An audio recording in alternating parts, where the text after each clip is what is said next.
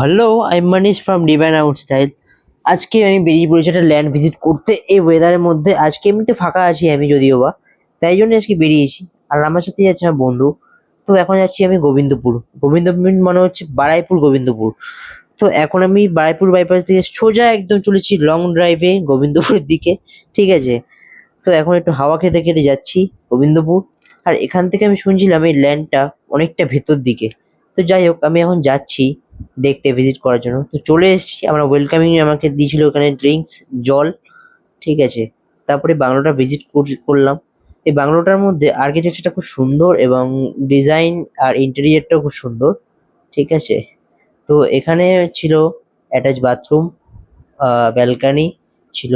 আর এই বাংলোটায় যে উইন্ডোটা ছিল, উইন্ডোটার মধ্যে কিছু স্পেস ছিল। মানে উইন্ডোর সামনে বসার বেশ সুন্দর জায়গাটা আছে।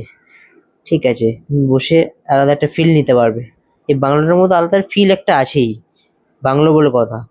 তো এখন এইখানের ফেসিলিটি কি, এই যে উপরে যে ছাদটা আছে রুফটপটা, এই রুফটপের সঙ্গে আর একটা রুফটপ কানেক্ট আছে। তো কানেক্টিভিটিটা ইজিলি তুমি একটা ছাদ থেকে আরেকটা ছাদে যেতে পারবে। তো এটাই ঘুরে ঘুরে দেখছিলাম এই বাংলোর মধ্যে।